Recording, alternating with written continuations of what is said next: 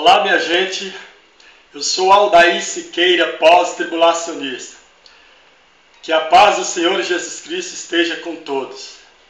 Dessa vez eu estou aqui para tratar de um tema muito polêmico. Algumas pessoas nos têm taxado de polêmico por causa de algumas das nossas postagens.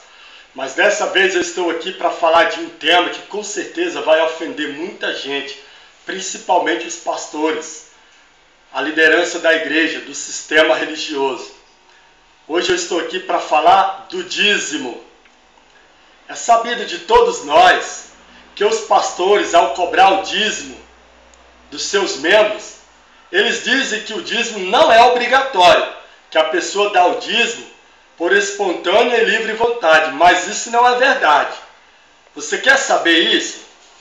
Se a pessoa dá o dízimo segundo o propósito do seu coração, por livre e espontânea vontade, por que ele é reprimido quando está em falha no dízimo? Inclusive está nos estatutos da Assembleia de Deus, a pessoa que vai ser elevada ao cargo ministerial, seja presbítero, diácono, evangelista ou qualquer elevação, ele é barrado na hora, se ele não for um dizimista fiel. Então, a partir desse momento, já acaba com essa teoria de dizer que o dízimo é de livre e espontânea vontade.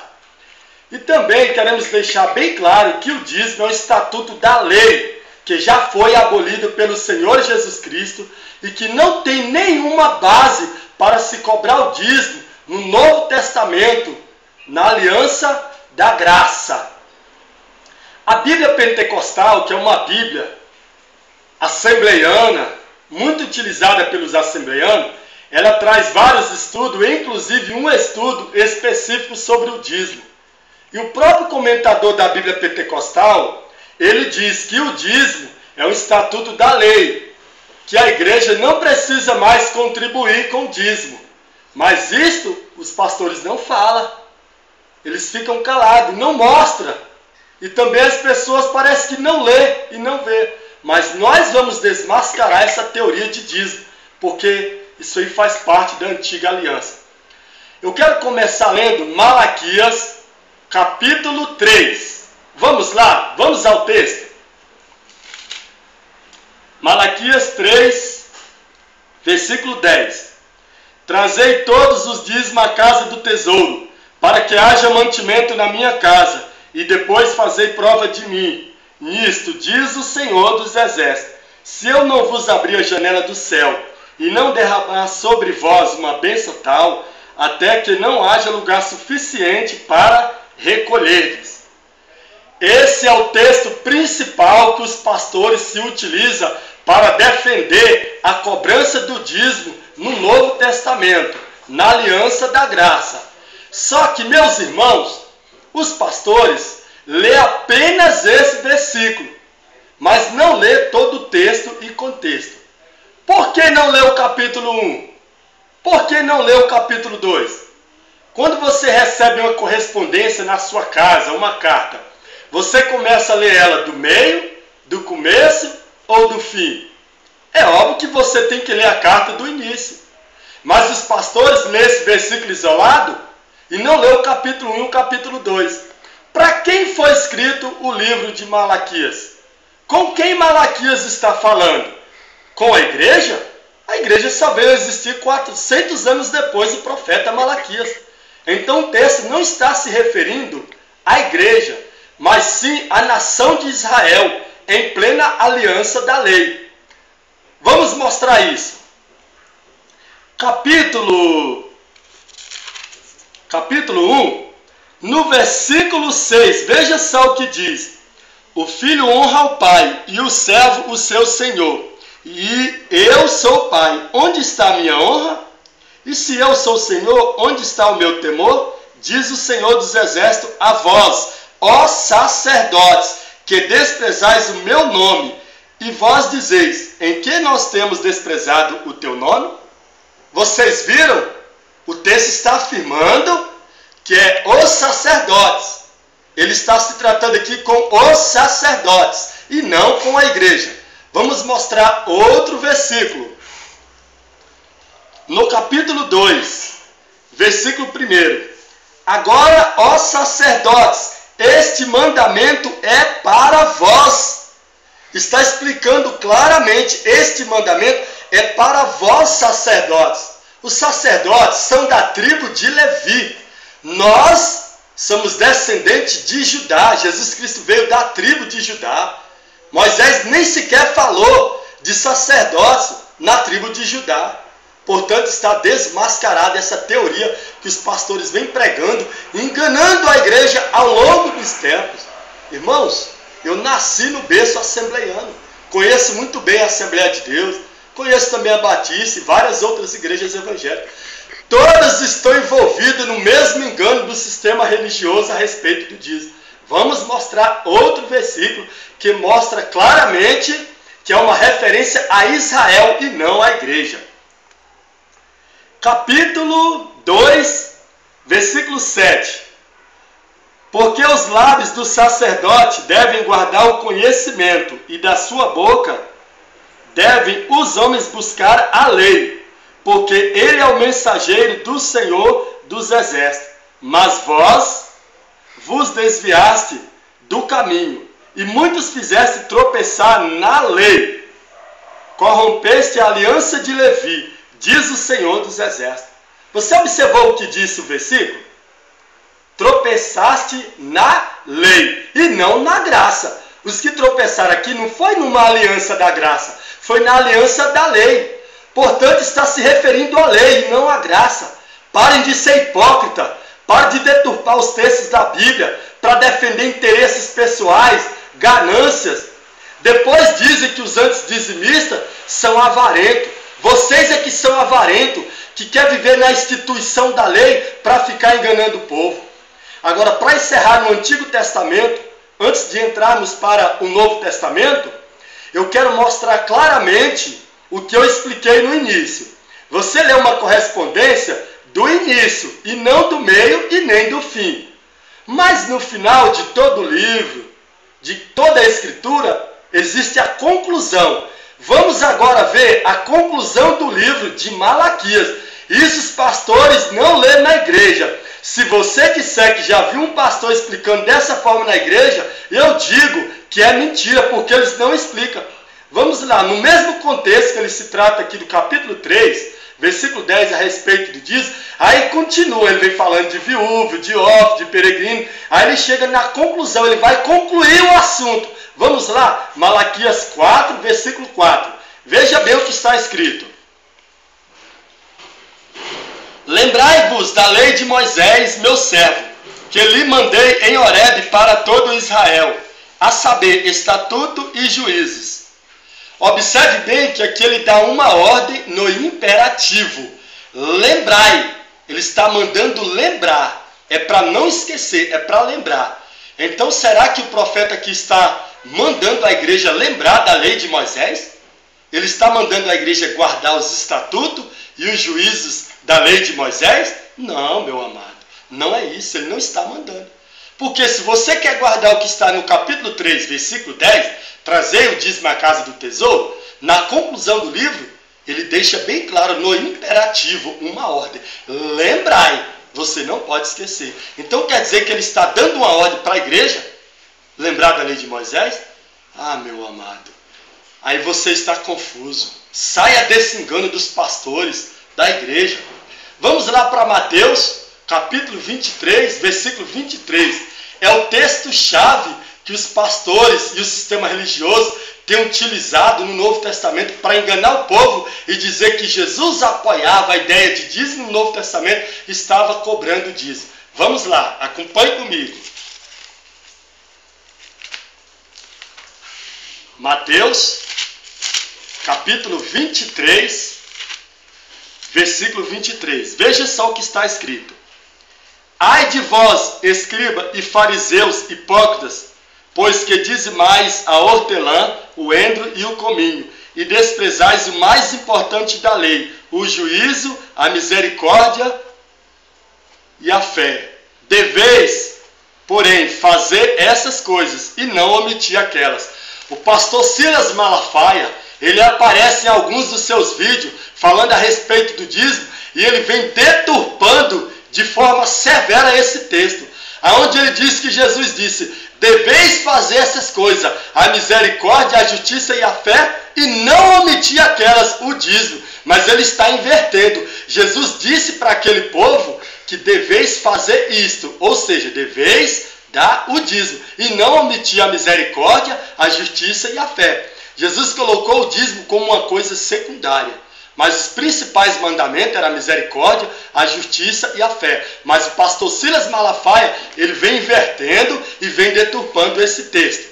Agora, meus queridos, aqui Jesus estava falando da graça? Não, aqui Jesus estava falando da lei. Jesus não estava dando um mandamento para a graça, mas um mandamento para a lei. Observe bem que Jesus, ele disse que ordena a lei. Então o debate ali entre Jesus e os fariseus era sobre a lei e não sobre a graça. Jesus não está dando um mandamento para a igreja.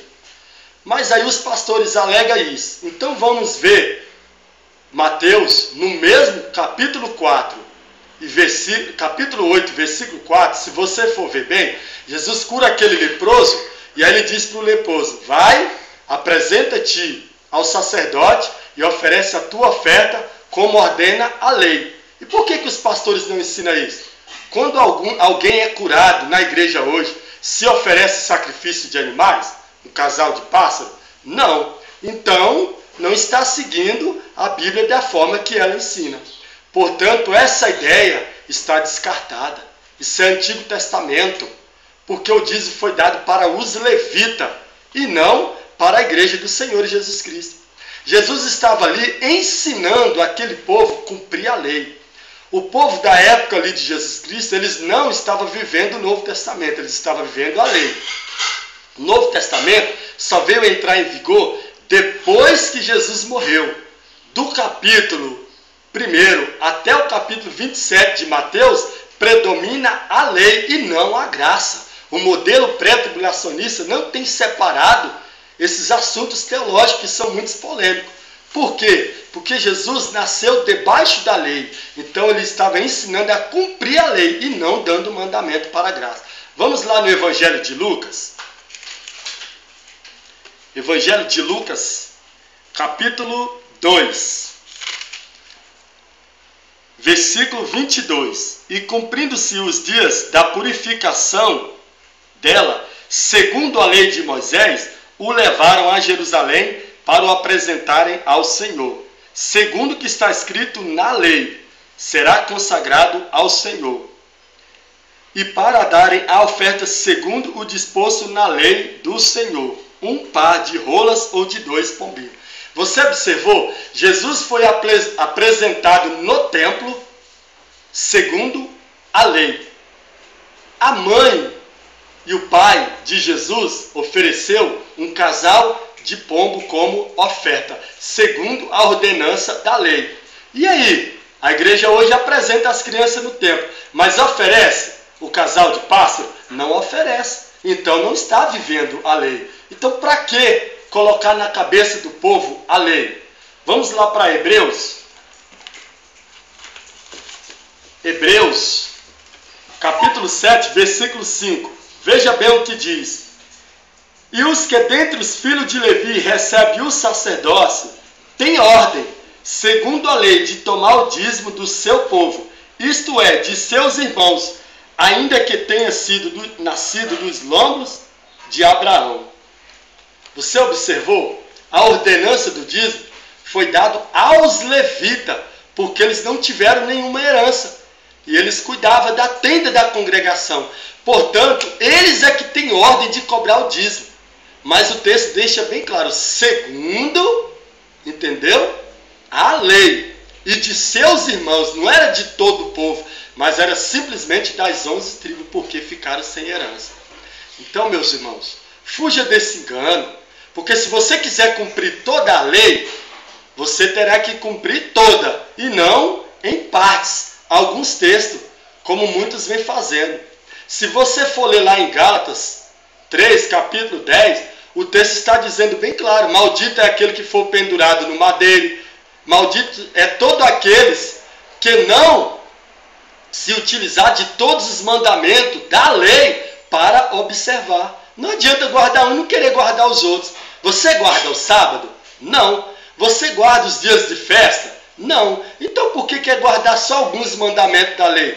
Não seria muita esperteza dizer que Jesus afirmou, diz em Mateus 23, 23, que é para a igreja, e aí lá no capítulo 8, dizer que não é para a igreja, onde ele manda oferecer um casal de pombo lá, em sacrifício, o leproso que foi curado? Se fosse, então, quando alguém receber alguma cura hoje na igreja, também tem que oferecer um sacrifício.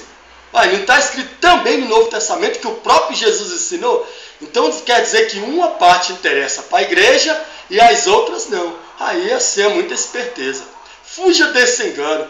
Estaremos fazendo outros vídeos posteriores, com mais tempo, com um estudo mais prolongado, para que possamos refutar essa teoria. Que Deus possa abençoar vocês.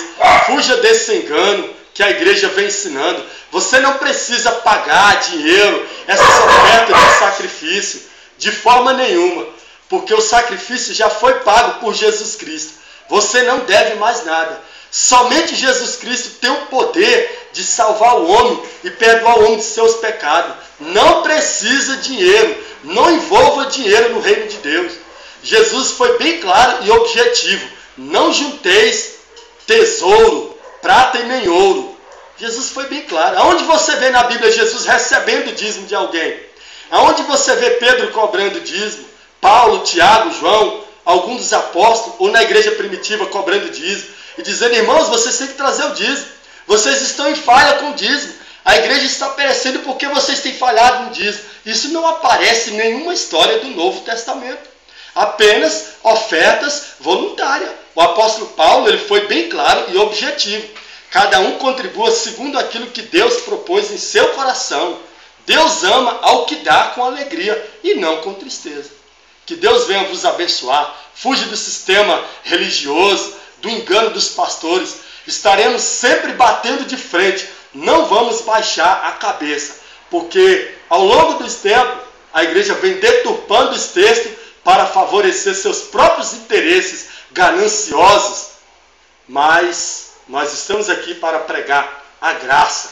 Você é livre para adorar a Deus, independente, sem envolver dinheiro, porque estão comercializando o evangelho, se exagerando, dizendo que é para manter salário dos pastores, dizendo também que é para a limpeza da igreja, para a manutenção. Mas na igreja primitiva não existia isso. Ao contrário, repartia suas propriedades, vendia as propriedades, repartia seus bens uns com os outros e não havia nenhum necessitado entre eles. Esta é a realidade que existe hoje entre as igrejas?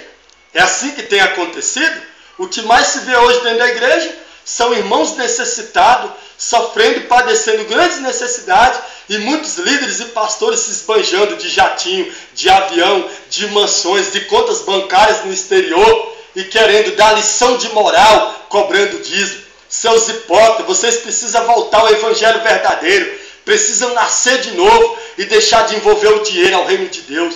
E além do mais, se você for ver bem, analisar, estudar com profundidade, você vai ver que o dízimo nunca foi dinheiro. Dízimo foi sempre alimento. Então, que Deus assim venha abrir os seus olhos para que você enxergue a verdade. Veja aí, assista meu vídeo, compare dentro da Bíblia todos os versículos que eu falei. E se você discorda, se você tem a sua visão, a sua tese dentro da Bíblia, para provar claramente que o meu estudo está errado, que eu estou falando heresia, você tem total liberdade de responder, seja no comentário ou por vídeo resposta. Estou te aguardando. Desafio a você, pastor assembleiano, batista, presbiteriano, qualquer um outro. Estou desafiando vocês aí na linha do tempo. Entra lá, vamos debater sobre o tema, vamos ver se vocês estão preparados mesmo. Que Deus venha abençoar todos vocês, no nome do Senhor Jesus Cristo. Não estou em guerra contra a igreja, porque amo a igreja do Senhor Jesus Cristo. Estou em guerra contra esses pastores hipócritas do sistema religioso e não contra a igreja do Senhor Jesus Cristo. Que Deus abençoe a todos e fica todos na paz do Senhor Jesus Cristo. Obrigado. Tchau.